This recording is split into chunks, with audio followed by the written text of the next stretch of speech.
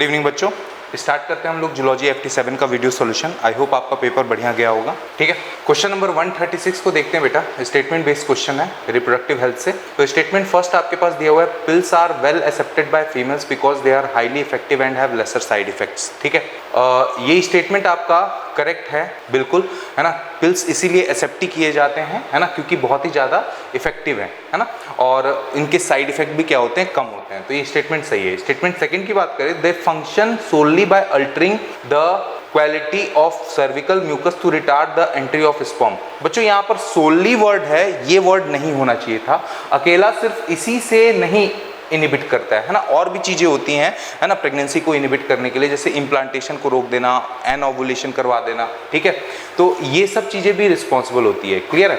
तो इसलिए आपका स्टेटमेंट 1 इस क्वेश्चन में सही जाएगा और स्टेटमेंट 2 क्या जाएगा, इनकरेक्ट जाएगा। क्लियर है? तो 136 का अगर मैं आंसर देखता हूँ बेटा, 136 का आंसर आपके पास कौन सा हो जाएगा, थर्ड ऑप्शन, मतलब सी ऑप्शन चला जाएगा, सी, सॉरी।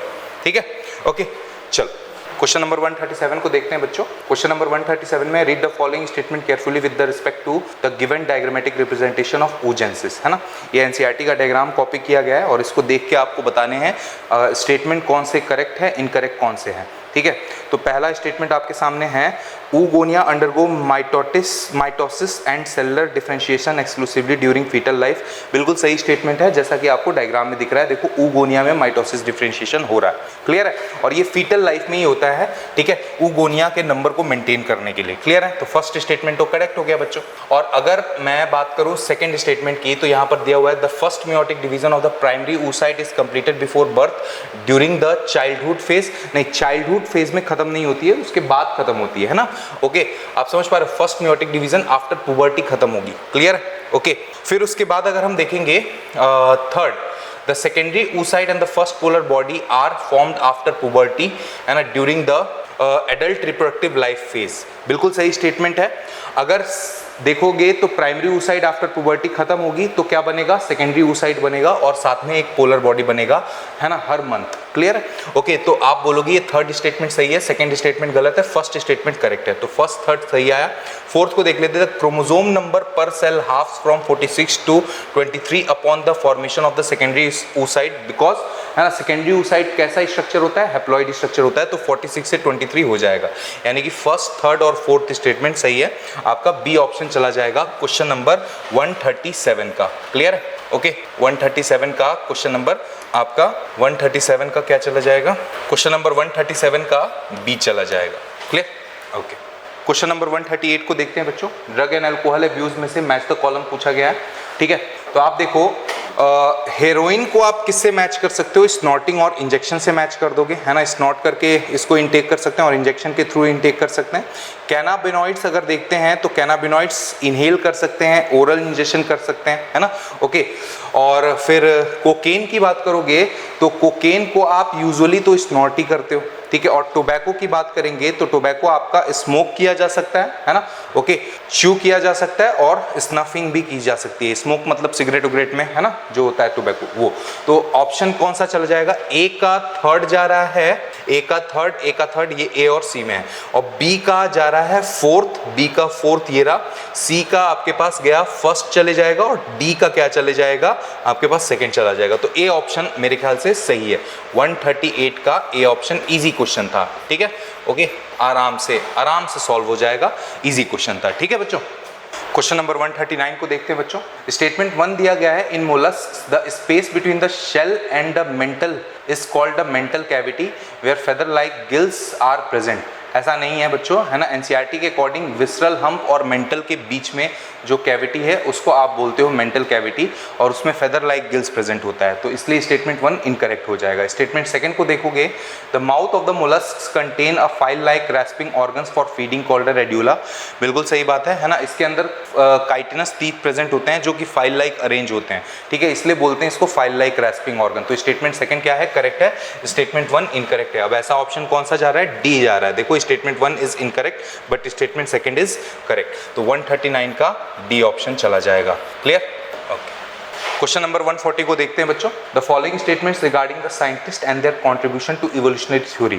फर्स्ट स्टेटमेंट को देखोगे तो according to Lamarck the evolution of life forms was driven by the use and disuse of organs. Lamarck की जो थ्योरी थी वो क्या थी? Theory of inheritance of acquired character, है ना। और उस थ्योरी के अकॉर्डिंग ये जो स्टेटमेंट है फिट बैठता है, ठीक है। तो इसलिए फर्स्ट स्टेटमेंट क्या है? करेक्ट है आपके पास।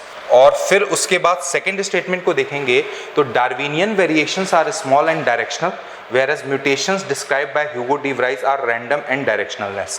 बिल्कुल सही बात है। देखो डार्विन का कहना था कि जो है ना वेरिएशंस होते हैं वो छोटे होते हैं, स्मॉल होते हैं और डायरेक्शनल होते हैं, और वहीं ह्यूगो डी व्राइस का कहना था कि जो ये है मतलब रैंडम और डायरेक्शनल होते हैं। ऐसा क्यों हो रहा था? क्योंकि ह्यूगो डी व्राइस ने जो प्लांट लिया था वो बहुत ही म्यूटेंट प्लांट लिया था, हाईली म्यूटेंट प्लांट लिया था, ओइनोथेरा लेमार्कियाना। क्लियर है? तो इसलिए इसके जो रिजल्ट्स आ रहे थे वो ऐसे ही आ रहे थे, डायरेक्शनलेस रैंडम आ रहे थे, ठीक है। तो सेकेंड स्टेटमेंट भी आपका क्या हो जाएगा? सही हो जाएगा। क्लियर। थर्ड की बात करेंगे, Hugo de Vries believe that minor continuous variation. नहीं, ये तो डार्विन ने बोला था ना, तो इसलिए थर्ड स्टेटमेंट क्या हो जाएगा? गलत हो जाएगा। क्लियर। और फोर्थ स्टेटमेंट को देखोगे, Thomas Malthus essay on population heavily influenced Darwin's concept of a struggle for existence. Darwin बिल्कुल इस एसे से बहुत ही इन्फ्लुएंस हुए थे, एनसीईआरटी में डायरेक्ट लाइन लिखी हुई है। तो फोर्थ स्टेटमेंट भी क्या हो जाएगा? करेक्ट हो जाएगा। क्लियर है? तो 140 का अगर हम देखेंगे ऑप्शन, और कोई स्टेटमेंट दिया है? मेरे ख्याल से नहीं दिया होगा चाहिए, ठीक है। ओके, 140 में 3 स्टेटमेंट आपके करेक्ट आ जा रहे हैं, तो यानी कि आंसर क्या चला जाएगा? सी चला जाएगा, है ना बच्चों। क्लियर है? ओके। क्वेश्चन नंबर 141 को डिस्कस करते हैं बेटा। Which of the following statement is incorrect regarding the nervous system and sense organs of a frog. ठीक है, पहला स्टेटमेंट आपके पास है the central nervous system is composed of the brain and spinal cord. ठीक है, बिल्कुल सही बात है ना। ब्रेन और spinal cord central nervous system में इंक्लूड होते हैं, और पेरिफेरल नर्वस सिस्टम में क्या इंक्लूड होता है बच्चों? है ना, आप बोल सकते हो क्रेनियल नर्व, स्पाइनल नर्व। ठीक है, with the brain enclose in a bony cranium, ये भी सही है। तो ए स्टेटमेंट आपका प्योरली करेक्ट है। बी स्टेटमेंट को देखेंगे, the forebrain consist of olfactory lobe, paired cerebral hemisphere and an unpaired diencephalon, ये भी स्टेटमेंट सही है आपका फ्रॉग के बारे में। सी को देखेंगे, the mid brain is characterised by the presence of 4 optic lobes, नहीं 4 ऑप्टिक लोब्स नहीं होता है, पेयर्ड ऑप्टिक लोब्स होता है, तो ये स्टेटमेंट इनकरेक्ट जाएगा बच्चों। डी ऑप्शन को भी देख लेते हैं, frog do not possess an external ear, instead the tympanum can be seen externally and acts as the sound receiving structure, बिल्कुल सही बात है बच्चों। फ्रॉग एम्फीबियन है, और एम्फीबियन में एक्सटर्नल ईयर नहीं डेवलप हुआ था। ठीक है, एम्फीबियंस रेप्टाइल्स में इंटरनल और मिडल ईयर ही डेवलप हुए थे, एक्सटर्नल ईयर डेवलप नहीं हुए थे। एक्सटर्नल ईयर कब से डेवलप होना स्टार्ट हुए? तो आप बोलोगे एप्स से, एप्स यानी बर्ड्स से। बर्ड्स में एक्सटर्नल ईयर का सिर्फ एक्सटर्नल ऑडिटरी मिएटस यानी कान की छेद आई, ईयर की जो छेद है ना वो आई सिर्फ, और हमारे अंदर मैमल्स के अंदर क्या आ गया? ये पिन्ना भी आ गया, ईयर पिन्ना भी आ गया। लेकिन हाँ, एम्फीबियंस और रेप्टिलिया तक क्या था? सिर्फ और सिर्फ टिम्पैनम था, जिसको आप बोलते हो कान का पर्दा। क्लियर है? ओके, तो इसलिए सी स्टेटमेंट आपका यहां पर क्या हो जाता है? इनकरेक्ट हो जाता है। बाकी सारे स्टेटमेंट क्या है? करेक्ट है। तो आंसर क्या जाएगा? सी चला जाएगा 141 का। क्लियर?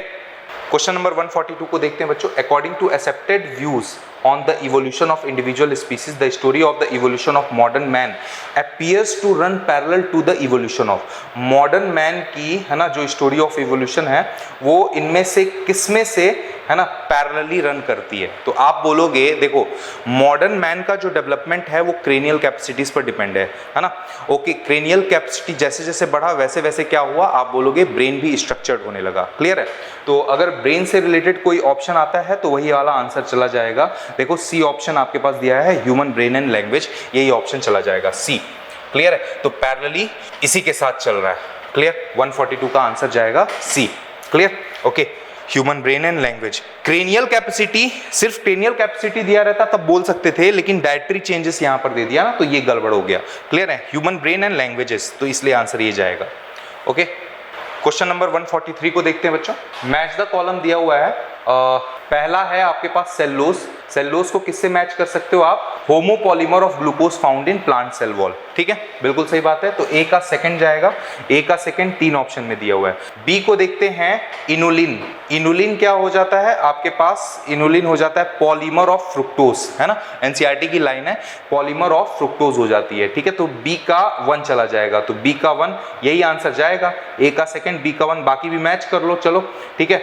सी का काइटिन। काइटिन क्या होता है बच्चों, है ना, काइटिनस एक्सोस्केलेटन होती है ना, okay, polymer of N acetyl glucosamine होता है। तो आप बोलोगे chitin is a complex structure polysaccharide containing nitrogen. ठीक है, तो एन एसिटाइल ग्लूकोसामीन, यहाँ पर एन क्या है? नाइट्रोजन ही तो है।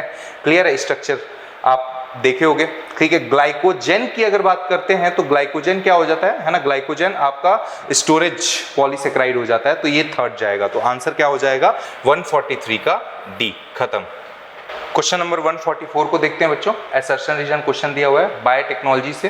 ठीक है, तो असर्शन में आपका to obtain a higher yield of a desired recombinant protein, host cells are optimally multiplied in a continuous culture system rather than a closed batch culture। ठीक है, अब आप समझो, अगर एक टाइप का प्रोडक्ट बनाना होता है तो उसमें हम कॉन्टिन्यूअस कल्चर का इस्तेमाल करते हैं। अगर बैच में प्रोडक्ट बनाने होते हैं तो आप उसको, है ना, मतलब बहुत सारे प्रोडक्ट बनाने होते हैं तो आप उसके लिए बैच कल्चर इस्तेमाल करते हो, क्लोज बैच कल्चर। और अगर इस हायर यील्ड अगर आपको निकालना है, ठीक है, तो आपको कॉन्टिन्यूअस कल्चर ही ज़्यादा बेस्ट रहता है। क्यों? क्योंकि कॉन्टिन्यूअस कल्चर में हम मीडियम कॉन्टिन्यूअसली, आप बोलोगे, है ना, डालते रहते हैं। ठीक है, तो रीजन को पढ़ते हैं बच्चों। A continuous culture system constantly drain out the used medium from one side and add fresh medium from the other. बिल्कुल सही बात है ना, कॉन्टिन्यूअसली हम मीडियम देते रह रहे हैं। ठीक है, which maintains the cells in their physiologically most active log or exponential phase. ठीक है, लॉग फेज ग्रोथ फेज होती है, तो रीजन असर्शन को एक्सप्लेन आराम से कर रहा है। तो आंसर क्या चला जाएगा? 144 का आपके पास ऑप्शन चला जाएगा ए। क्लियर है? ओके, क्वेश्चन नंबर 145 को देखते हैं बच्चों।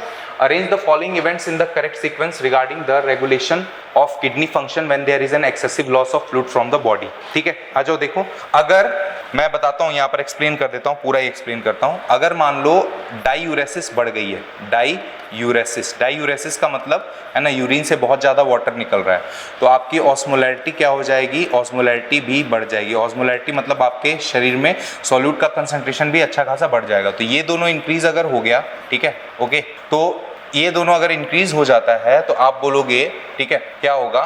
ठीक है, आप बोलोगे ये चीज स्टिमुलेट करेगी किसको? ऑस्मो रिसेप्टर को। स्टिमुलेट करेगी किसको? बोलो, ऑस्मो रिसेप्टर को। ऑस्मो रिसेप्टर कहाँ पर प्रेजेंट होंगे? ऑस्मो रिसेप्टर प्रेजेंट होते हैं हाइपोथैलेमस पर। और हाइपोथैलेमस क्या बनाने लगेगा? हाइपोथैलेमस क्या बनाने लगेगा? आप बोलोगे हाइपोथैलेमस बनाने लगेगा एंटी डायूरेटिक हार्मोन एडीएच बनाने लगेगा। और बस एडीएच जाके, है ना, नेफ्रॉन के अंदर जो कलेक्टिंग डक्ट और डीसीटी है उसके रिसेप्टर, मतलब उधर पर उसके रिसेप्टर प्रेजेंट होते हैं, उससे बाइंड हो जाएगा और वाटर का रीएब्जॉर्प्शन कराने लगेगा। तो वाटर जो लॉस हुआ था वो वाटर वापस रीएब्जॉर्ब हो गया, कंडीशन सुधर जाएगी बच्चों। तो अब सॉल्व करते हैं। ठीक है, तो सबसे पहला स्टेटमेंट हुआ आपका excessive loss of fluid from the body, और उसके बाद फिर जैसे ही अब ज्यादा लॉस हो गया फ्लूइड का तो आप क्या करोगे, है ना, मतलब क्या होगा? एक्टिवेशन होगा किसका? ऑस्मो रिसेप्टर का। तो देखो, एक्टिवेशन ऑफ ऑस्मो रिसेप्टर, तो सी के बाद ई आएगा। कहाँ है? सी के बाद ई, सी के बाद ई, सी के बाद ई, बी और डी ऑप्शन में दिया हुआ है। उसके बाद अगर देखेंगे तो आपके पास आ जाएगा स्टिमुलेशन ऑफ हाइपोथैलेमस। ठीक है, हाइपोथैलेमस, ऑस्मो रिसेप्टर्स ने हाइपोथैलेमस को स्टिमुलेट किया, तो सी के बाद ए आना चाहिए, है ना। तो आप बोलो, सॉरी, ई के बाद ए आना चाहिए, तो सी ई ए, तो आंसर क्या चला जाएगा? बी चला जाएगा। बस और कुछ देखने की जरूरत है ही नहीं। 145 का क्या हो जाएगा आंसर? बोलो, आप बोलोगे बी चला जाएगा। क्लियर है?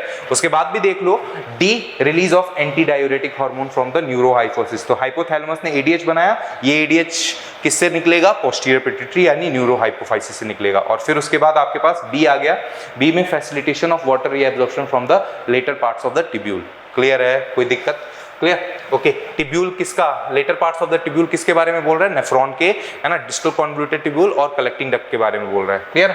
ओके, हालांकि कलेक्टिंग डक्ट नेफ्रॉन का पार्ट नहीं होता है। कलेक्टिंग डक्ट ऐसा स्ट्रक्चर होता है जिनके अंदर 4000 नेफ्रॉन ओपन होते हैं। क्लियर है साहब? ओके, हाँ, ये बात सही है कि एडीएच के रिसेप्टर कलेक्टिंग डक्ट पर भी प्रेजेंट होते हैं। सही? ओके, 145 हो गया। क्वेश्चन नंबर 146 को देखते हैं बच्चों। Consider the following statements and select the correct option. ठीक है, स्टेटमेंट 1 दिया हुआ है, retroviruses in animals have the natural ability to transform normal cell into the cancerous cell. बिल्कुल, रेट्रोवायरस के पास ये एबिलिटी है। स्टेटमेंट सेकंड देखते हैं, by disarming retrovirus they can be utilized as vectors to deliver desirable gene into animal cell without causing disease. ये भी statement सही है।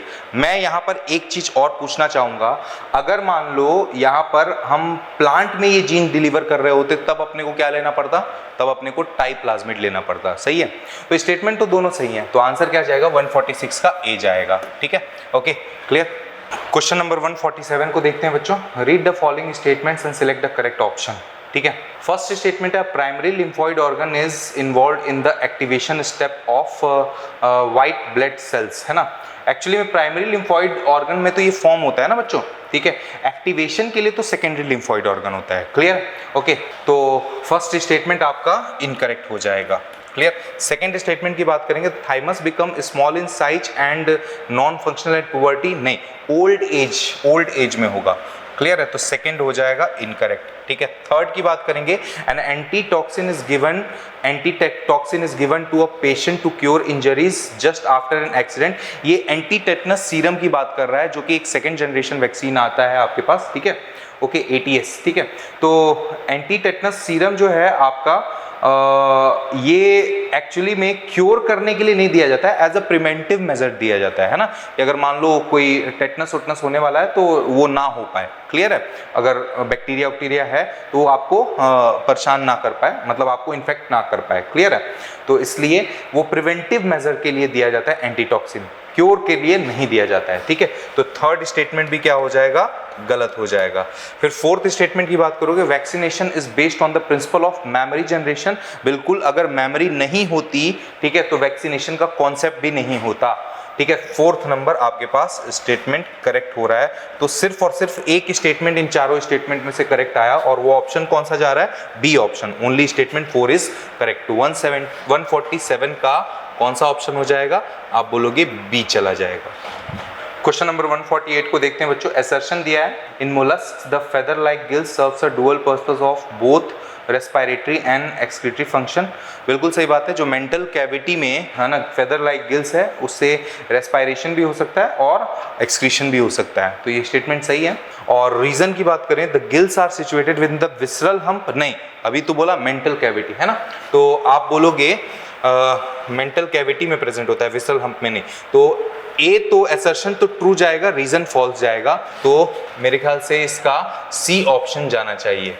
देखो तो assertion is true but reason is false, 148 का सी हो जाएगा। सही है, ओके। क्वेश्चन नंबर 149 को देखते हैं बच्चों। Read the following statement carefully and select the correct option. Flavonoids, terpenes and resins don't show any specific roles like primary metabolites in host organism। बिल्कुल सही बात है ना। फ्लेवोनॉइड्स, टर्पीन्स और रेसिन जो होते हैं वो सेकेंडरी मेटाबोलाइट होते हैं, तो वो अपना रोल प्राइमरी मेटाबोलाइट में कैसे शो करेंगे? ठीक है, a holoenzyme shows complete catalytic activity. ठीक है, अब ये भी स्टेटमेंट सही है, क्यों?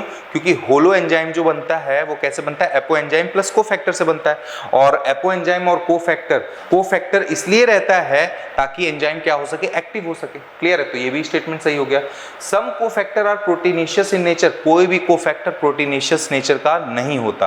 प्रोटीनेशियस नेचर का एपो एंजाइम होगा, कोफैक्टर नहीं होगा। कोफैक्टर तो मेटल आयंस, है ना, आप बोलोगे प्रोस्टेटिक ग्रुप, ये सब होंगे। क्लियर है, तो ऑर्गेनिक और इनऑर्गेनिक कोफैक्टर होते हैं, बट प्रोटीनेशियस आप नहीं बोल सकते हो। क्लियर है, तो सी स्टेटमेंट इनकरेक्ट हो जाएगा। डी की बात करेंगे, biomacromolecules have a hierarchy of structure, primary, secondary, tertiary and quaternary. इससे प्रोटीन को रिलेट कर लो, है ना, प्रोटीन का एनसीईआरटी में दिया हुआ है ना ये चारों स्ट्रक्चर। क्लियर है, तो ए, बी और डी आपके पास ये स्टेटमेंट चले जाएंगे सही, ए, बी और डी, यानी ऑप्शन क्या चला जाएगा? 149 का ए चला जाएगा। I hope it is clear बच्चों। Clear, okay. क्वेश्चन नंबर 150 को देखते हैं। Identify the incorrectly match pair regarding periplaneta americana. तो टेगमीना मेटाथोरेक्स, नहीं, tegmina is the mesothoracic wings, है ना, आप समझ पा रहे हो। टेगमीना फोरविंग्स को कहते हैं और हाइंड विंग्स जो होता है वो मेटाथोरेसिक होता है। तो यही स्टेटमेंट आपका गलत हो जाएगा। लेब्रम को अपर लिप कहती हैं। एनल स्टाइल मेल में प्रेजेंट होता है और फीमेल में एब्सेंट होता है। और डेवलपमेंट पोरोमेटाबोलस होती है। पोरोमेटाबोलस मतलब ऐसी मेटामॉर्फोसिस जो ग्रेजुअल हो या इनकम्प्लीट हो, आप बोल दो। क्लियर है, डायरेक्ट ना हो। ठीक है, तो 150 का आपका ऑप्शन क्या चला जाएगा, आंसर क्लियर है, ए चला जाएगा। देन क्वेश्चन नंबर 151 को देखते हैं बच्चों। RNA interference involves. RNA interference क्या होता है? आरएनए को अपना काम करने से रोक देना, है ना, इंटरफेयर कर देना, उसी को बोलोगे आरएनए इंटरफेरेंस। और आरएनए को अपना काम करने से कैसे रोकते हो, है ना, एक आप क्या करते हो, है ना, एंटी सेंस आरएनए लेके आ जाते हो, है ना, और उसको सेंस आरएनए के साथ मतलब बाइंड कर दोगे, बस बॉन्डिंग बन जाएगी और वो अपना फंक्शन नहीं दिखाएगा।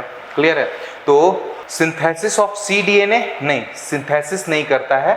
Silencing of specific messenger RNA due to complementary double standard RNA, बिल्कुल सही बात है ना। हम किसी स्पेसिफिक मैसेंजर आरएनए को क्या करेंगे, साइलेंस कर देंगे, उसको प्रोटीन नहीं बना देंगे, प्रोटीन नहीं बनाने देंगे। कैसे नहीं बनाने देंगे, हम क्या करेंगे, पहले कॉम्प्लीमेंट्री डबल स्टैंडर्ड आरएनए एक लेंगे और उसका एंटी सेंस आरएनए किससे जाके जोड़ देंगे, आप बोलोगे मैसेंजर आरएनए से जोड़ देंगे, सेंस मैसेंजर आरएनए से। बस दोनों में हाइड्रोजन बॉन्डिंग बन जाएगी और प्रोटीन नहीं बनेगा, और प्रोटीन नहीं बनेगा तो फंक्शन नहीं होगा, आरएनए इंटरफेरेंस हो गया।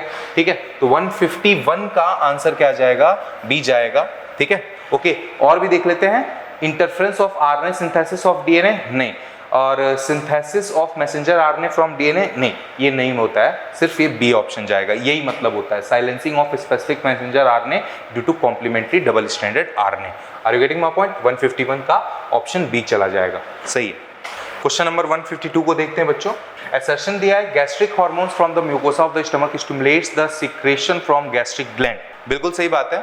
जो स्टमक होती है उसकी 4 लेयर होती है। अंदर में, सबसे अंदर में होती है म्यूकोसा, फिर उसके बाद कौन सी होती है, आप बोलोगे सब म्यूकोसा, फिर होती है मस्कुलरिस और फिर कौन सी होती है, सिरोसा।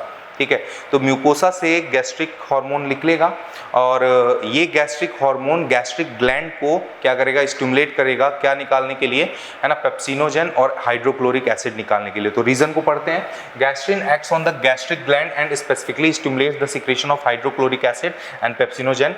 क्या हो जाएगा, आंसर आपका ए चला जाएगा। कोई दिक्कत वाली बात है ही नहीं इसमें। ठीक है, आसान क्वेश्चन। क्वेश्चन नंबर 153 को डिस्कस करते हैं बेटा। Read the following statements and select the options which include only the correct statement. पहला स्टेटमेंट दिया गया है, synapsids gave rise to mammals via the pelycosaurs and therapsid lineages. तो लाइनेस कैसे आता है इसका, अगर आप देखोगे तो आपके पास आता है पहले अर्ली रेप्टाइल्स, है ना। अर्ली रेप्टाइल्स के बाद क्या आता है बोलोगे, अर्ली रेप्टाइल्स के बाद आता है आपके पास, ठीक है, साइनेप्सिड और साइनेप्सिड के बाद क्या आ जाता है, आप बोलोगे पेलिकोसॉर्स सॉरस, और पेलिकोसॉर्स के बाद फिर क्या आ जाता है, आप बोलोगे आ जाता है आपके पास थेरेप्सिड, और थेरेप्सिड के बाद क्या आ जाता है, आप बोलोगे मैमल्स आ जाता है। ठीक है, तो लास्ट पे मैमल्स तो आ रहा है, तो यानी कि ये फर्स्ट स्टेटमेंट आपके पास क्या हो गया, आप बोलोगे करेक्ट हो गया। सेकेंड स्टेटमेंट की बात करते हैं, तो सेकेंड स्टेटमेंट अगर देखोगे, tortoises evolve directly from the early synapsid lineage. नहीं, टॉर्टोरास किससे इवॉल्व हुए हैं, आप बोलोगे सौरोप्सिड से इवॉल्व हुए हैं, साइनेप्सिड से नहीं। तो ये स्टेटमेंट गलत हो जाएगा, सेकेंड गलत हो गया। थर्ड की बात कर लेते हैं। थर्ड स्टेटमेंट अगर देखोगे आप, तो ichthyosaurs were fish like reptiles that evolve back into water from land dwelling reptiles, है ना। तो बिल्कुल सही बात है, 200 मिलियन ईयर एगो पहले गए थे बैक, है ना। तो आप बोलोगे ये भी स्टेटमेंट सही है। फोर्थ स्टेटमेंट देखेंगे, thecodonts are the extinct ancestor of both dinosaur and modern squamates, है ना। ये मॉडर्न स्क्वैमेट्स नहीं होगा, एक्चुअली में थीकोडॉन्स जो एंसेस्टर है, कॉमन एंसेस्टर है किसके किसके, आप बोलोगे डायनासोर्स के, ठीक है, और फिर क्रोकोडाइल्स के, और आप बोलोगे बर्ड्स के। क्लियर है, यहाँ पर स्नेक्स और लिजार्ड्स मैंने कहीं लिखा नहीं ना, स्क्वैमेट्स नहीं लिखा, तो इसलिए फोर्थ स्टेटमेंट क्या हो जाएगा, इनकरेक्ट हो जाएगा। क्लियर, तो आंसर क्या चला जाएगा आपके पास, फर्स्ट और थर्ड स्टेटमेंट करेक्ट हो जाएगा। और ऐसा ऑप्शन कौन सा है आपके पास, है ए ऑप्शन। तो 153 का कौन सा ऑप्शन चला जाएगा, ए ऑप्शन चला जाएगा। I hope it is clear. Okay, आ जाओ क्वेश्चन नंबर 154 को डिस्कस करते हैं बच्चों। मैच द कॉलम दिया हुआ है ना। तो ए है हमारे पास टेरिटरी फॉलिकल। अब ये किससे मैच खा रहा है, तो आप देखोगे it is characterised by a fluid filled cavity called antrum, है ना। तो एंट्रम बन जाता है टेर्शियरी फॉलिकल में। बी को देखेंगे ग्राफियन फॉलिकल, तो बी किससे मैच खा रहा है, आप बोलोगे mature follicle with zona pellucida. Zona pellucida का फॉर्मेशन हो जाता है ग्राफियन फॉलिकल में। प्राइमरी फॉलिकल अगर देखोगे तो प्राइमरी फॉलिकल पर single layer of granulosa cell होनी चाहिए, तो आप देखोगे primary oocyte surrounded by many layer, नहीं, primary oocyte then get surrounded by a layer of granulosa cell, तो सी का हो जाएगा आपके पास 4, तो डी क्या चला जाएगा, 1 बचा बच्चों, D primary oocyte surrounded by many layers of granulosa cell, secondary follicle हो जाएगा, ठीक है।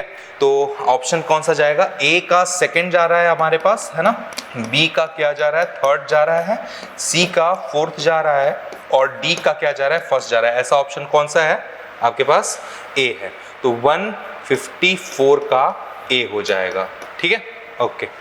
क्वेश्चन नंबर 155 को देखते हैं। Spermicidal creams, jellies and foams are usually used in which method to increase their contraceptive efficiency, barrier method होता है, तो देखो ऑप्शन में दिया भी है, ए ऑप्शन चला जाएगा, 155 का ए हो जाएगा, ठीक है, ओके, कोई दिक्कत नहीं है। नाउ 156 को देखते हैं। Triglycerides are formed when fatty acids are esterified with glycerol, ठीक है, बिल्कुल सही बात है। ट्राइग्लिसराइड्स कैसे बनता है, जैसे आप देखोगे ये ग्लिसरॉल है आपके पास, CH2OH है ना, फिर CH2OH है ना, और फिर हो गया CH2OH, क्लियर, ओके। अब इसी को आप फैटी एसिड से जोड़ो, है ना, फैटी एसिड के साथ इसका स्टेरिफिकेशन करो, फैटी एसिड क्या हो जाएगा, आप बोलोगे COOH है ना, और फिर यहाँ पर R ग्रुप, ठीक है, RCOOH, RCOOH है ना।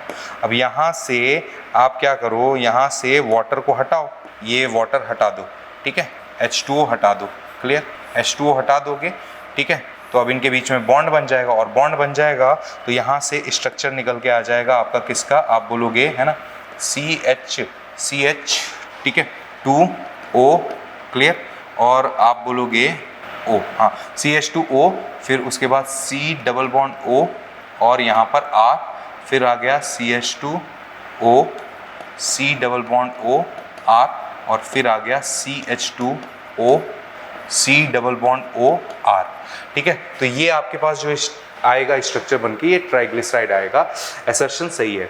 नाउ रीजन में देखते हैं, glycerol is a tri hydroxy aldehyde that reacts with fatty acid to form triglyceride. Reason statement गलत है बच्चों, है ना, ग्लिसरॉल ट्राई हाइड्रोक्सी एल्डिहाइड नहीं होता है, ग्लिसरॉल को आप क्या बोल सकते हो, ट्राई हाइड्रोक्सी प्रोपेन बोल सकते हो, यहाँ पर कहीं भी आपको एल्डिहाइड नहीं दिख रहा है, ठीक है। तो 156 का सी ऑप्शन चला जाएगा, assertion true but reason is false. 156 क्या चला जाएगा, आप बोलोगे सी ऑप्शन चला जाएगा, सही है, ओके। क्वेश्चन नंबर 157 को देख लेते हैं बच्चों। Select the incorrect statement about Henle's loop. तो हेनलेज लूप पहले बना लेते हैं। हेनलेज लूप को अगर मैं बनाऊं तो कुछ इस तरीके से बनाऊंगा, देखो ध्यान से, यहाँ पर ये थोड़ा सा थिक पोर्शन, यहाँ पर ये ज़्यादा थिन पोर्शन, ये हो गया descending limb of loop of Henle, और यहाँ पर आप बोलोगे थोड़ा सा थिन पोर्शन और ज़्यादा क्या, आप बोलोगे थिक पोर्शन, ठीक है। अब रीएब्जॉर्प्शन दिखाते हैं। रीएब्जॉर्प्शन अगर देखेंगे तो यहाँ से तो वाटर रीएब्जॉर्ब हो रहा है, ये वाटर रीएब्जॉर्ब होगा, और वाटर का रीएब्जॉर्प्शन कैसा होगा, आप बोलोगे यहाँ पर कैसा होगा, पैसिवली। फिर उसके बाद यहाँ से क्या रीएब्जॉर्प्शन होगा, यहाँ से रीएब्जॉर्प्शन होगा NaCl। ये लूप ऑफ हेनले का थिक पोर्शन, ये वाला क्या है, आप बोलोगे थिन पोर्शन। तो जो थिक पोर्शन है उधर से NaCl का रीएब्जॉर्प्शन कैसे होता है, आप बोलोगे एक्टिवली, एनर्जी लगेगी ना, क्योंकि इसकी वॉल थिक है तो एक्टिवली हो जाएगा। और अगर आप बोलोगे यहाँ पर कैसे NaCl का रीएब्जॉर्प्शन होगा, ये होगा पैसिवली। अब क्वेश्चन को सॉल्व करते हैं, ठीक है, देखते हैं, आ जाओ। The descending limb of loop of Henle is permeable to water but almost impermeable to electrolytes, ठीक है। तो आप देखो वो descending limb of loop of Henle, वो वाटर को रीएब्जॉर्ब कर रहा है, NaCl उधर से रीएब्जॉर्ब हो रहा है क्या, नहीं। तो B को देखेंगे, the ascending limb is impermeable to water but allows transport of electrolytes passively only, नहीं, एक्टिवली और पैसिवली दोनों होता है, तो यही हो जाएगा इनकरेक्ट स्टेटमेंट, ठीक है। तो 157 का आंसर क्या चला जाएगा आपका, बी चला जाएगा, सही है। सी ऑप्शन को देखो, reabsorption is minimum in ascending limb of loop Henle's loop, सही है। Henle's loop play a significant role in the maintenance of high osmolarity of medullary interstitial fluid, बिल्कुल सही बात है ना। देखो एक्चुअली में हेनलेज लूप का बहुत बड़ा रोल होता है हाई ऑस्मोलैरिटी को मेंटेन करने के लिए। कलेक्टिंग डक्ट में बहुत सारा पानी होता है बच्चों, उसको रीअब्जॉर्ब करवाना होता है। अगर उसको रीअब्जॉर्ब करवाना है तो ये जो इंटरस्टिशियल फ्लूइड है ना, इसकी ऑस्मोलैरिटी बहुत ही हाई करनी पड़ेगी, मतलब इसको हाइपरटोनिक करना पड़ेगा, तभी तो है ना। वहां पर कलेक्टिंग डक्ट में पानी ज्यादा हो गया, वाटर ज्यादा हो गया, तो वो हाइपोटोनिक हो गया, और वाटर का मूवमेंट कहां से कहां होगा, हाइपोटोनिक से हाइपरटोनिक। तो अगर हम इसको हाइपरटोनिक नहीं बनाएंगे तो वाटर रीअब्जॉर्ब ही नहीं हो पाएगा, है ना। सारा वाटर कहां से बह जाएगा, आप बोलोगे यूरिन से चला जाएगा। क्लियर है? ओके, तो ये काउंटर करंट मैकेनिज्म में आपको पता चला होगा। सही है? ओके, क्वेश्चन नंबर 158 को देखते हैं बच्चों। The dissociation curve of oxy haemoglobin shifts to right if, है ना। राइट शिफ्ट कब होती है ऑक्सीजन डिसोसिएशन कर्व में, है ना, तो जब आपका अनफेवरेबल कंडीशन होता है ना। तो अनफेवरेबल कंडीशन में क्या है, अगर टेम्परेचर इंक्रीज हो गया, है ना, पीएच डिक्रीज हो गया, कार्बन डाइऑक्साइड कंसंट्रेशन इंक्रीज हो गया, तो ये देखो ये तो उल्टा लिख बोला है ना, जो मैंने बोला उसके तो उल्टा बोला है। और H+ कंसंट्रेशन इंक्रीज हो रहा है, ठीक है। H+ कंसंट्रेशन इंक्रीज होती है तो पीएच क्या होता है, डिक्रीज होता है। अरे यस और नो, तो इसलिए आंसर क्या चला जाएगा, डी। अनफेवरेबल कंडीशन के लिए आप बोलोगे ये डी हो जाएगा। 158 का ऑप्शन डी हो गया, ठीक है। क्वेश्चन नंबर 159 को देखते हैं बच्चों। ये प्लांट आपके पास दिया गया है, ओपियम पॉपी का प्लांट है, ठीक है। तो choose the incorrect statement, incorrect बताना है आपको। The drug bind to specific receptor present in our central nervous system and gastrointestinal tract. बिल्कुल सही बात है, हमारे सीएनएस और जीआईटी में इसके रिसेप्टर प्रेजेंट होते हैं, उससे बाइंड हो जाते हैं। The drug is a very effective sedative and pain killer, तो मॉर्फिन बनता ही आप जानते हो इसके अंदर, ठीक है, तो पेन किलर की तरह वो रहेगा। By the acetylation of obtain drug white crystalline odour bitter crystalline compound is form commonly called as smack. सही है, ये भी स्टेटमेंट, ठीक है। स्मैक पाउडर निकलता है इधर से। The drug stimulates the nervous system so used in the treatment of patient to cope with mental illness. नहीं नहीं नहीं, है ना। ट्रैंक्विलाइजर वगैरह ये सब हम यूज करते हैं। ट्रैंक्विलाइजर में आप बोलोगे, ठीक है, बेंजोडाइजेपिन ये सब यूज कर सकते हैं, इसको नहीं। ओपियम पॉपी ये खतरनाक है ना। तो डी आंसर नहीं, डी आंसर आपका मतलब डी आंसर इसमें चला जाएगा, ये इनकरेक्ट स्टेटमेंट है ना इसके लिए। तो 159 का क्या हो जाएगा, आप बोलोगे डी चला जाएगा, ओपियम पॉपी प्लांट का इनकरेक्ट पार्ट, है ना। ओके, क्वेश्चन नंबर 160 को देखते हैं बच्चों। Excretion in cockroaches is primarily performed by Malpighian tubule. Each tubule is lined by squamous ciliated cell, glandular and ciliated cell. Answer क्या जाएगा, glandular and ciliated cell, B option, ठीक है। NCERT की line, ठीक है। मालफिगन टिब्यूल्स ग्लैंडुलर और ciliated cell से lined होते हैं, ठीक। ओके, क्वेश्चन नंबर 161 को देखते हैं बेटा। After the completion of the biosynthetic stage in a bioreactor the product must undergo a series of processes before it can be marketed. Downstream processing की बात कर रही है ना ये क्वेश्चन। तो अगर मैं बोलूं डाउनस्ट्रीम प्रोसेसिंग मतलब होता क्या है, आप बोलोगे बायोरिएक्टर में जो प्रोडक्ट हमारा बनता है तो पूरा क्या साफ सुथरा प्रोडक्ट बनेगा, नहीं, है ना। आपको उसको, है ना, सफाई, उसकी सफाई करनी पड़ेगी। और वो जो सफाई करते हैं ना, आप बोलोगे मतलब इम्प्योरिटीज आप निकाल रहे हो, ठीक है, ये सब जो कर रहे हो, तो उसी को आप, वो सब किस में आता है, डाउनस्ट्रीम प्रोसेसिंग में।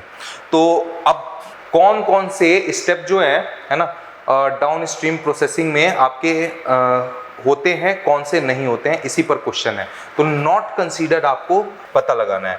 तो ए ऑप्शन को देखो, optimisation of agitator speed and oxygen transfer rates to maximise yield. यहाँ पर देखो हमें यील्ड थोड़ी ना बनाना है डाउनस्ट्रीम प्रोसेसिंग में, यील्ड तो हम ऑटोमेटिकली पहले हम बढ़ा चुके हैं, है ना। हमने जब प्रोडक्ट बनाया उसी टाइम यील्ड बढ़ाना था, ठीक है। तो यील्ड तो हम बढ़ा चुके हैं ना, तो ये नहीं आ रहा है, ए ऑप्शन चला जाएगा बस, और कुछ देखना ही नहीं है इसमें। बाकी सारे क्या है, बाकी सारे, है ना, डाउनस्ट्रीम प्रोसेसिंग में पार्टिसिपेट कर रहे हैं। Formulation of a highly purified biochemical with suitable preservative subjecting the final formulated product to rigorous quality control testing, separation of the cellular biomass from the liquid culture broth. तीनों के तीनों downstream processing में होता है।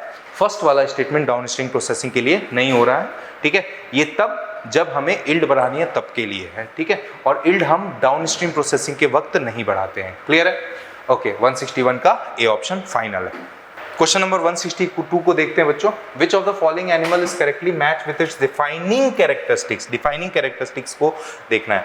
Taenia possesses an extremely high capacity for regeneration, ठीक है। Okay देखो taenia प्लैटीहेलमिंथस है और प्लैटीहेलमिंथस को हम फ्लेम सेल्स की वजह से जानते हैं। Spongilla digestion is primarily extra cellular with in a central cavity. Extra cellular digestion Porifera में नहीं होती है, पॉरीफेरा में इंट्रा सेलुलर डाइजेशन होती है। टीनोप्लाना की अगर बात करेंगे, और वैसे भी पॉरीफेरा के लिए डिफाइनिंग फीचर क्या हो जाएगा, आप बोलोगे पोर बियरिंग एनिमल्स है ना। Okay Ctenoplana presence of stinging capsule for defence and capturing prey नहीं। टीनोप्लेना क्या है, टीनोप्लेना आपके पास है ये टीनोफोर्स, और टीनोफोर्स को आप क्या बोल सकते हो, आप बोल सकते हो है ना सी वॉलनट्स, कॉमजेल, ये सब हो जाते हैं है ना। इनके ऊपर सिलेटेड कॉम्प्लेक्स होते हैं, ये सब हो सकता है। Pheretima exhibit true metameric segmentation and a closely circulatory system, बिल्कुल सही बात है ना। अर्थवर्म फर्टीमा पोस्थमा, इसके अंदर मेटामेरिज्म पाई जाती है। एनलिडा में मेटामेरिक सेगमेंटेशन पाया जाता है। और मेटामेरिक सेगमेंटेशन और कौन से फाइलम में पाया जाता है, तो आप बोलोगे आर्थ्रोपोडा में और कॉर्डेटा में, और एनलिडा तो ये दिया ही हुआ है। ठीक है, तो आंसर क्या चला जाएगा आपके पास, डी ऑप्शन चला जाएगा 162 का। क्लियर है बच्चों, ठीक है। क्वेश्चन नंबर 163 को देख लेते हैं। Endocrine cells present in different parts of the gastro intestinal tract secretes 4 major peptide hormones. Erythropoietin GIT से नहीं रिलीज होगा, जेजी सेल से रिलीज होता है ना। और फिर गैस्ट्रिन, सिक्रेटिन, कोलसिस्टोकाइनिन और गैस्ट्रिक इनहिबिटरी पेप्टाइड। सही है, यही स्टेटमेंट, यही आंसर जाएगा आपके पास है ना। सारे पेप्टाइड नेचर के भी हैं और जीआईटी से रिलीज सीक्रेट होते हैं। Gastrin, secretin, erythropoietin, gastric inhibitory peptide, ठीक है। Okay erythropoietin again JG cell से होता है। ठीक है, तो आंसर क्या आ जाएगा आपके पास, बी चला जाएगा, कोई दिक्कत है नहीं। ठीक है, ओके। क्वेश्चन नंबर 164 को देखते हैं बच्चों। क्वेश्चन नंबर 164 को देखोगे तो select the incorrect match. Saheli, this is an oral contraceptive for female containing a non steroidal preparation. This is a once a month pill, नहीं वंस अ वीक पिल होगा, तो ये स्टेटमेंट इनकरेक्ट हो गया। ठीक है। Male and female condoms are barrier made for thin rubber और latex sheet, सही है statement. Lactational amenorrhoea, it is based on the fact that ovulation and therefore the cycle do not occur during the period of intense lactation following parturition, सही है। 6 month का period होता है। MTPs they are considered relatively safe during the first trimester, that is up to 12 week, बिल्कुल सही बात है ना। तो आंसर क्या चला जाएगा 164 का, आप बोलोगे ए चला जाएगा, ए चला जाएगा। क्लियर है, okay, very nice. Question number 165 को देखते हैं बच्चों। During sewage treatment biogases are produced which include, है ना। तो सीवेज ट्रीटमेंट प्लांट के दौरान में जो सेकेंडरी इफ्लुएंट है उसको हम एनारोबिक स्लज डाइजेस्टर में लेके जाते हैं और वहाँ से फिर गैस प्रोड्यूस होता है बेटा, है ना। तो गैस जो होता है वो कौन कौन सा होता है, हाइड्रोजन सल्फाइड, मीथेन और सल्फर डाइऑक्साइड। सल्फर डाइऑक्साइड नहीं होता, हाइड्रोजन सल्फाइड, मीथेन होगा, कार्बन डाइऑक्साइड होगा। तो कहाँ है देखो, तो मीथेन, हाइड्रोजन सल्फाइड और कार्बन डाइऑक्साइड, ये 165 का सी चला जाएगा। ठीक है, ओके। क्वेश्चन नंबर 166 को देखते हैं बच्चों। Intercalated discs are communication junction found specifically in cardiac muscle, ठीक है, एकदम इजी पीजी। तो 166 का आंसर क्या चले जाएगा, ठीक है, ओके, डी, कार्डियक मसल, है ना। ओके, इस पर अब आप बोलोगे सर आपने बाकी के ऑप्शन नहीं पढ़े, लो पढ़ देता हूँ। न्यूरल टिश्यू नहीं होगा, स्केलेटल मसल नहीं होगा, स्मूथ मसल नहीं होगा, कार्डियक मसल होगा। ठीक है, कार्डियक मसल में इंटरकलेटेड डिस्क पाए जाते हैं। ठीक है, इस टाइप के जंक्शन सिर्फ और सिर्फ कार्डियक मसल में रहते हैं, ताकि है ना कॉन्ट्रैक्शन वगैरह करने के लिए जो सिग्नल ट्रांसपोर्ट होता है उसमें, है ना, तो उसके थ्रू फास्टली ट्रांसपोर्ट हो पाए, डिले ना हो। ठीक है, जो भी नोडल टिश्यू सिग्नल जनरेट करते हैं ना, तो उनका ट्रांसमिशन अच्छे से हो पाए। क्लियर है, इसके लिए कार्डियक मसल में इंटरकलेटेड डिस्क पाए जाते हैं। ठीक है, बाकी के सेल जंक्शन की बात करोगे तो वो एपिथेलियल टिश्यू में आपने देखा ही है। ठीक है, गैप जंक्शन, एडहेरिंग जंक्शन, ये सब चीजें, सही है। तो इसलिए आंसर क्या जाएगा इसका, डी चला जाएगा। क्वेश्चन नंबर 167 को देखते हैं बच्चों। तो 167 को अगर देखोगे, all of the following statement correctly describe the characteristic feature of the tertiary conformation of a protein except बोला है, एक्सेप्ट, है ना। तो it describe the precise spatial arrangement and assembly of 2 or more independent polypeptide subunits with respect to each other। ठीक है, सो tertiary बोला है ना, तो टर्शरी में एक ही सब यूनिट होनी चाहिए, 2 तो नहीं होनी चाहिए। बाकी को भी देख लेते हैं। It is stabilised by a variety of bonds including hydrogen bonds, hydrophobic interaction, ionic bonds and covalent, सही है होगा तीन, क्योंकि फोल्डिंग्स होगी तो ये सब बॉन्ड चाहिए उसकी स्टेबिलिटी के लिए। सी की बात करेंगे, it represent the overall three dimensional folding of a single polypeptide chain often described as a hollow woollen ball like structure. बिल्कुल सही बात है, टर्शियरी प्रोटीन का ग्लोबुलर स्ट्रक्चर हो जाता है ना, तो इसलिए हॉलो वुलन बॉल बोल दोगे। It is absolutely necessary for the many biological activities. Enzyme mostly आपके 3D प्रोटीन के ही बने हुए हैं, है ना, टर्शियरी प्रोटीन के ही, तो एंजाइम्स के बिना, है ना, बायोलॉजी को मतलब हमारे ह्यूमन सिस्टम को ही, एनिमल को ही समझ लो एंजाइम के बिना, क्लियर है, दिक्कत हो जाएगी एनिमल और प्लांट। तो बायोलॉजिकल एक्टिविटी के लिए एंजाइम का होना बहुत जरूरी है, मतलब टर्शियरी प्रोटीन का भी होना बहुत जरूरी है, तो ये भी सही है। मतलब आंसर कौन सा जाएगा आपका, ए जाएगा। 167 क्या जाएगा, आप बोलोगे ए जाएगा। एक्चुअली में देखो जो इसने 167 ने जो बात कर दी है ना, वो बात क्वाटनरी प्रोटीन के लिए कर दी है ना। एक से ज्यादा पॉलीपेप्टाइड यूनिट क्वाटनरी प्रोटीन में लगेंगे, इसमें नहीं लगेगा, टर्शियरी प्रोटीन में नहीं लगेगा। 1 डिग्री को फोल्ड करोगे 2 डिग्री बन जाएगा, 2 डिग्री को फोल्ड करोगे 3 डिग्री बन जाएगा। लेकिन अगर 4 डिग्री बनाना है तो आपको नया पॉलीपेप्टाइड भी लाना पड़ेगा, मतलब अलग अलग सब यूनिट लाने पड़ेंगे। फॉर एग्जाम्पल जैसे हीमोग्लोबिन को देखो, वो क्वाटनरी प्रोटीन है, उसके अंदर 2 अल्फा चेन और 2 बीटा चेन ग्लोबुलिन की प्रोटीन रहती है, सही है, ओके। तो इसलिए आंसर इसका क्या जाएगा, 167 का ए चला जाएगा।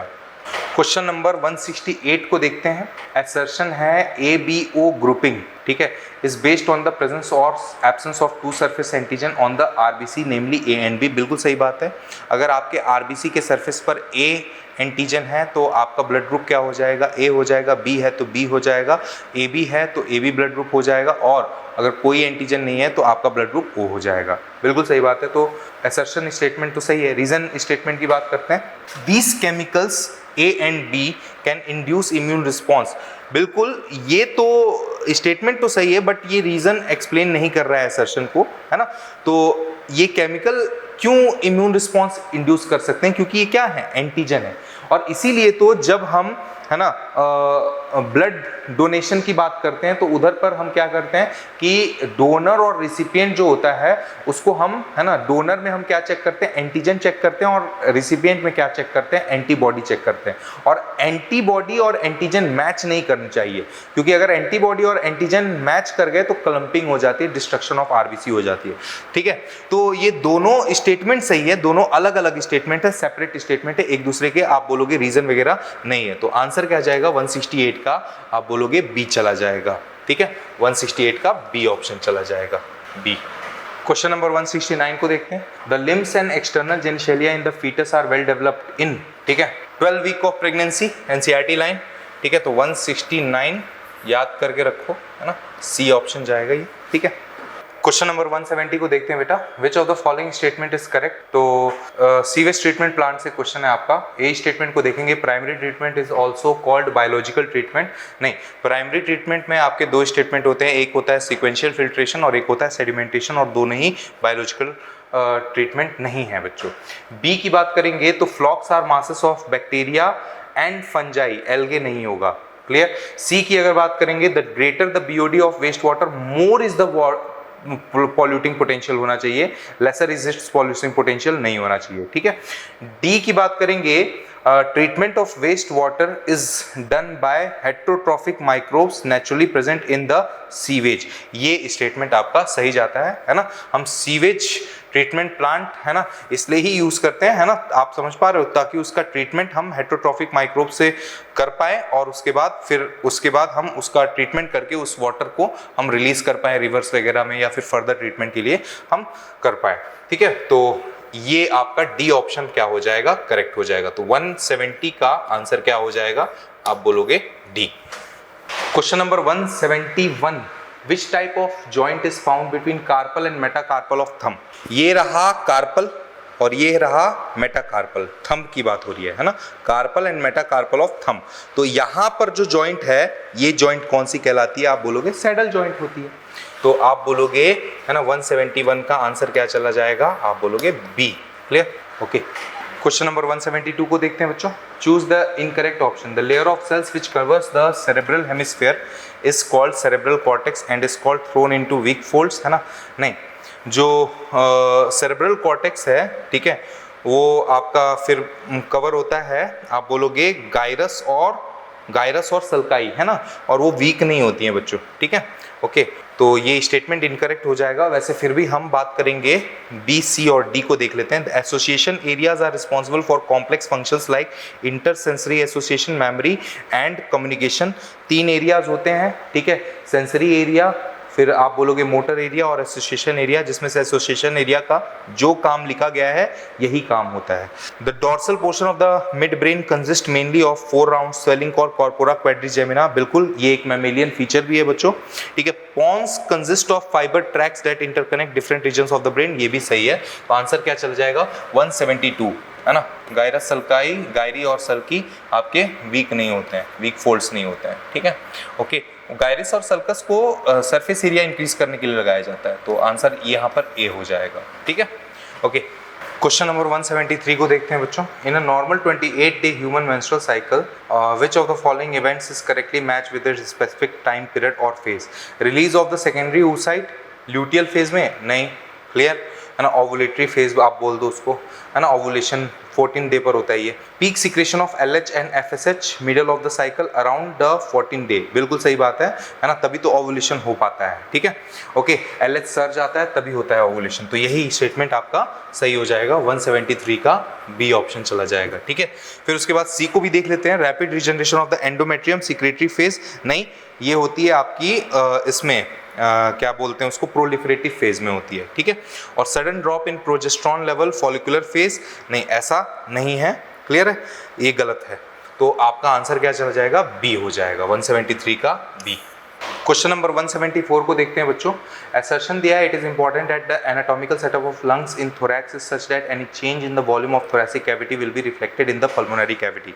एक्चुअली में हमारे लंग्स के ऊपर जो मेम्ब्रेन है वो है ल्यूरल मेम्ब्रेन, और उससे हमारी थोरैसिक कैविटी, थोरैसिक चैम्बर भी क्या होती है, अटैच होती है, क्लियर है। और थोरैसिक चैम्बर किस किस चीज़ की बनी होती है, तो अगर आप बोलोगे यहाँ से स्टर्नम, पीछे से आप बोलोगे वर्टिब्रल कॉलम, लेटरली क्या हो जाता है, रिब्स हो जाता है। रिब्स के बीच में जो मसल होती है इंटरकोस्टल मसल, और लोअर साइड से डायफ्राम। तो ये पूरी थोरैसिक चैम्बर जो है ना, ये पूरा का पूरा ल्यूरल कैविटी से, ल्यूरल मेम्ब्रेन से क्या होता है, चिपका होता है। अब जैसा चेंजेस थोरैसिक कैविटी में होगा वैसा ही चेंजेस कैसा किस में होगा, लंग्स में भी होगा, ठीक है, क्योंकि ये क्या है, एयर टाइट चैम्बर है, ठीक है। ओके, बिल्कुल स्पेस इसके बीच में नहीं है, इसके और लंग्स के बीच में स्पेस नहीं है, तो इसलिए अब देखो रीजन पढ़ते हैं। We can not directly alter the pulmonary volume, therefore the air tight thoracic chamber ensure that changes in the thoracic volume are directly reflected in the lungs to create the pressure gradients necessary for breathing। तो दोनों ही option क्या हो जाएगा आपका, clear है, सही हो जाएगा। If both assertion reason are true and reason is the correct explanation of assertion, ठीक है। तो इसलिए ऐसा एनाटॉमिकल सेटअप आपको जरूरत है, क्लियर। ओके, 174 का ऑप्शन आपके पास चला जाएगा ए। ये 174 क्या हो जाएगा, आप बोलोगे ए चला जाएगा। 175 को देख लेते हैं बच्चों। अगर 175 को देखोगे तो read the following two statement carefully and choose the correct option. Statement first है, expiration takes place when the intra pulmonary pressure is higher than the atmospheric pressure. बिल्कुल सही बात है बच्चों। देखो जब भी है ना, इंस्पायरेशन कब होगी, जब बाहर का प्रेशर क्या रहेगा, कम रहेगा, जब बाहर का प्रेशर क्या रहेगा, ज्यादा रहेगा, और अंदर का प्रेशर क्या रहेगा, आप बोलोगे कम रहेगा, तभी हम हवा को क्या करेंगे, इनहेल करेंगे। एक्सपायरेशन कब होगा, जब बाहर का प्रेशर कम रहेगा और अंदर प्रेशर ज्यादा रहेगा, तो हम क्या करेंगे, हवा को बाहर निकालेंगे। तो expiration takes place when the intra pulmonary pressure is higher, अंदर लंग्स का प्रेशर क्या है, हायर है, तो सही स्टेटमेंट है, क्लियर है। Statement second, normal expiration is a passive process initiated by the relaxation of the diaphragm and the intercostal muscle, ठीक है, which returns the sternum to its normal position, ठीक है।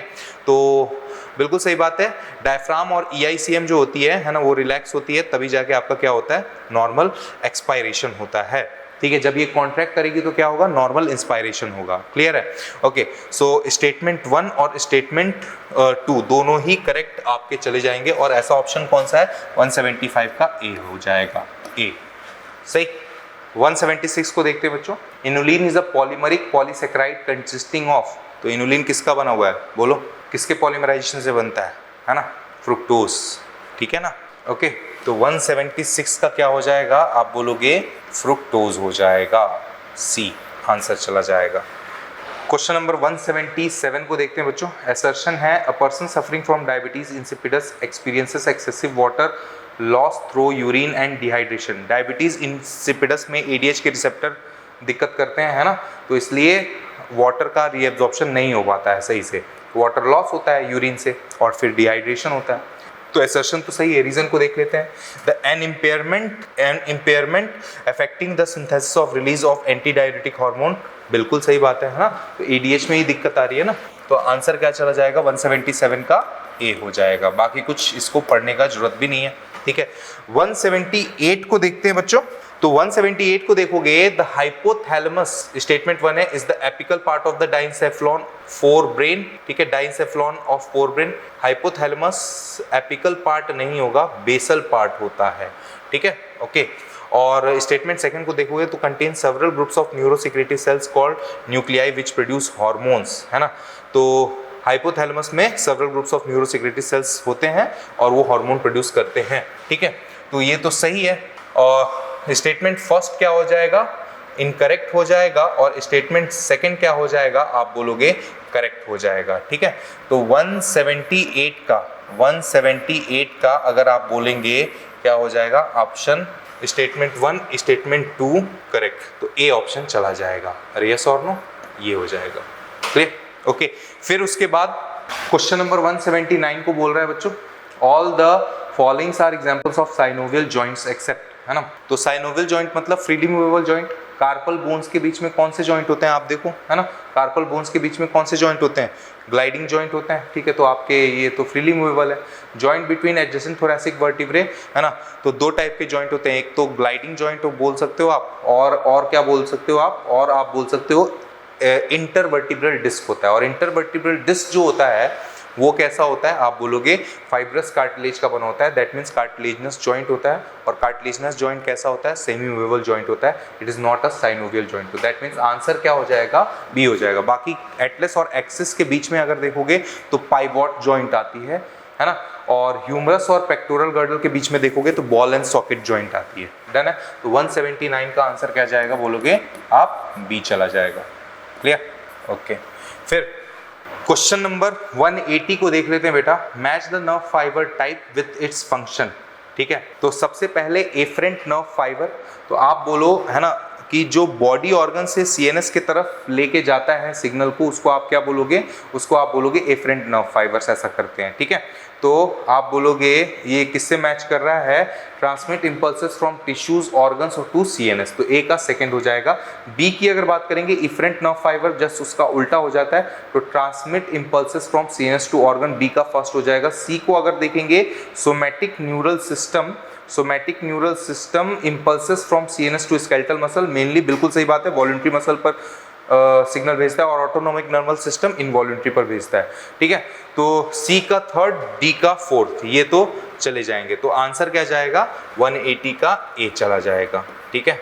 और ये आपका पेपर सॉल्व हो गया बच्चों, है ना। नेक्स्ट पेपर की प्रिपरेशन करें अच्छे से, है ना, FT8 के लिए बहुत अच्छे से करें बच्चों, है ना। फाइनल पेपर आपका, है ना, ANTS का, और उसको अच्छे से दें, ठीक है। और फिर उसके बाद नीट को भी अच्छे से दें, ओके, थैंक यू।